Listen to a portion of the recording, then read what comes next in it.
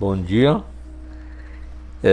Hoje é segunda-feira, agora é final da manhã, 11h30.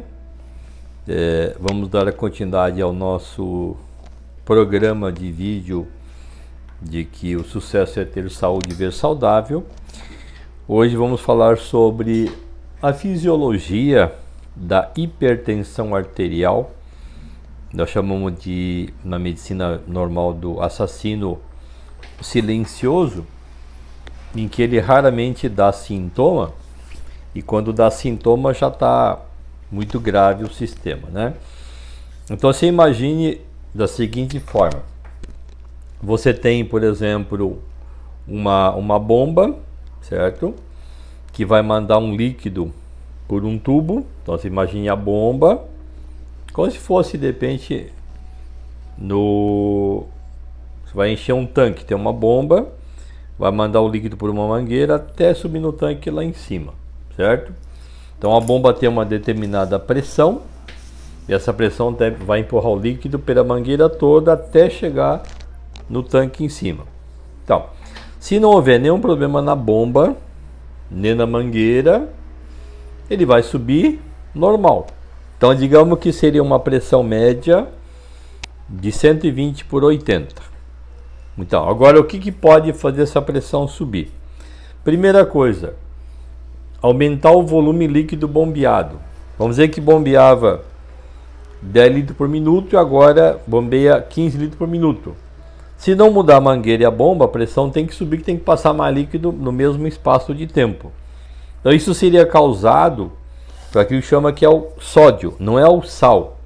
É o sódio, que é o cloreto de sódio, que é o que tem no sal refinado de forma geral.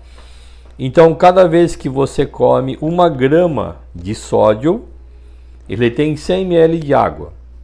Então, recomenda que se use no máximo 3 a 4 gramas de sódio por dia.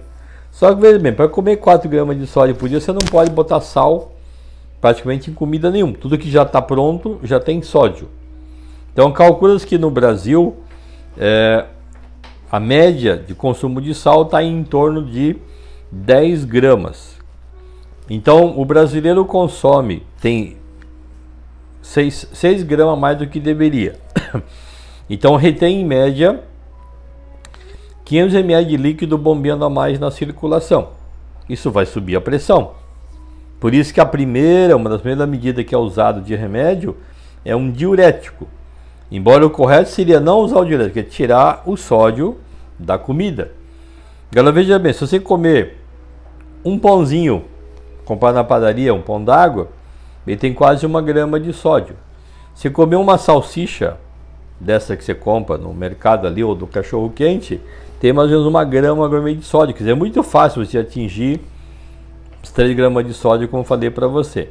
Então procure pensar assim, por isso que os alimentos industrializados, o sal é usado como conserva. Pra você ter uma ideia, chocolate tem sódio, Coca-Cola tem sódio, porque são conservantes. Então comece a contar isso, quanto de sódio a gente usa na nossa comida, certo? Segunda coisa é ter sujeira dentro da mangueira. Então você imagine aqui, um tubo, acumular sujeira aqui dentro. A medicina chama de colesterol, certo? Nós chamamos de homocisteína e calcificação.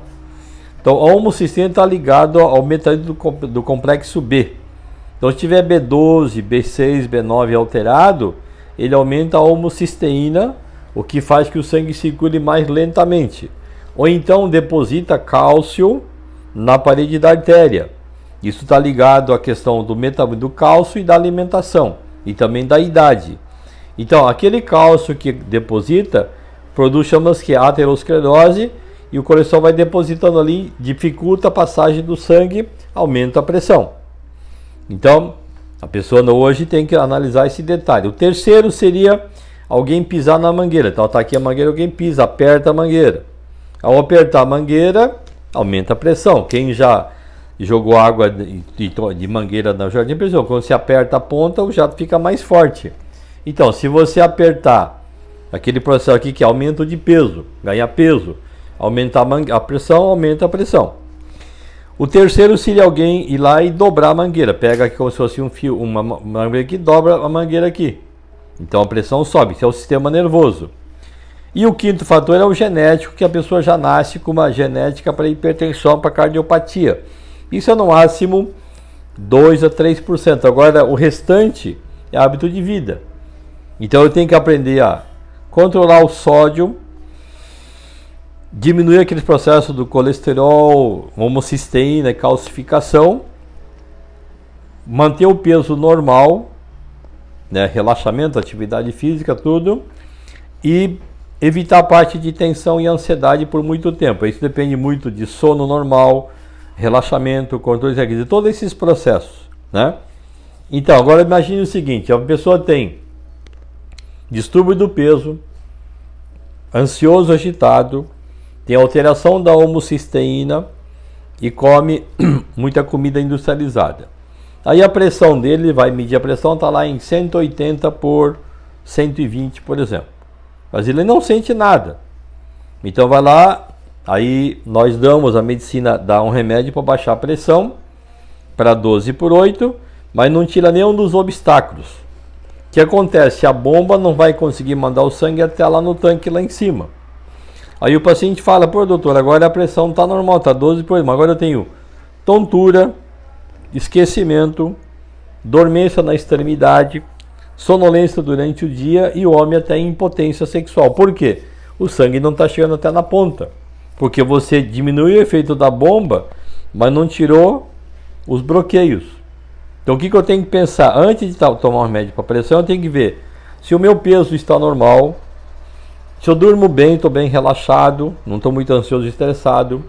Como é que está o meu nível de homocisteína e calcificação na parede da artéria, atividade física.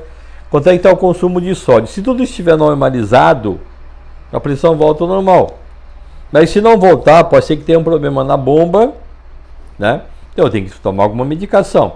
Mas sempre a gente fala assim, a primeira coisa é mudança do estilo de vida, observa como está o seu sistema e vê se eu mudar, eu preciso de medicação. Então, a maioria do diagnóstico de pressão alta, nós chamamos que 80, 90%, chamamos assim, hipertensão essencial. Ou seja, a medicina ou nós não sabemos qual a causa dessa pressão alta. Então, eu só poderia eliminar a causa se eu soubesse a causa. Se eu não conheço a causa, vamos trabalhar a parte de correlatos. Então, se você mantiver o peso normal, relaxado, dormir bem, controlar o nível assim tal e controlar o nível de sódio, é provável que a pressão esteja normal, certo? Claro que com o envelhecimento, a parede da artéria vai ficando mais endurecida. Nós chamamos que é a parte da aterosclerose. Então vai bombear menos. Isso depende muito do estilo de vida da pessoa. Quanto mais ativo fisiologicamente, em movimentos, de constância, melhor funciona o processo muscular. Então é um conjunto de vários fatores. Não podemos apenas baixar a pressão na bomba. Vamos corrigir todo o trajeto da mangueira até chegar no tanque. Aí eu posso talvez conseguir reduzir muito o uso dessas medicações que a gente utiliza. Por exemplo, não basta só baixar o colesterol. O colesterol não tem a ver só com a gordura, é com a gordura hidrogenada, mas está ligado também ao consumo de açúcar e consumo de carboidratos, os trigos e os grãos de forma geral. Então é preciso fazer uma limpeza, uma faxina geral no estilo de vida, seja na alimentação, no mental, no repouso, na atividade física. Então o que a gente fala é mudança do estilo de vida do que só tomar medicação. Então esse seria a dica do dia de hoje sobre a hipertensão arterial, que é um assassino silencioso. Você deve medir sua pressão periodicamente, principalmente a partir dos 45 anos. Outra coisa importante, antes de você, sei lá, medir a pressão, deve ficar em repouso. Então chega no consultório, 30 minutos de pedaço. Se você medir logo em seguida, ele vai realmente dar pressão mais alta mesmo, por causa da tensão. Tem também a pressão alta do jaleco branco ou da roupa branca. A pessoa chega no consultório, no hospital, já começa a aumentar a pressão. Então tem vários níveis para observar esse mecanismo. Então pense sobre esses aspectos que nós falamos sobre o sódio, o peso, o sistema nervoso, a parte de controle de peso e ver como é que está. Se tudo estiver normalizado, e a pressão estiver alta, aí realmente é possível que você precise realmente usar alguma medicação para realmente poder tratamento. Então lembrar que ele não dá sintoma na maioria dos casos e é preciso ter esse cuidado então. Então essa seria a dica dessa segunda-feira e uma boa semana para todos.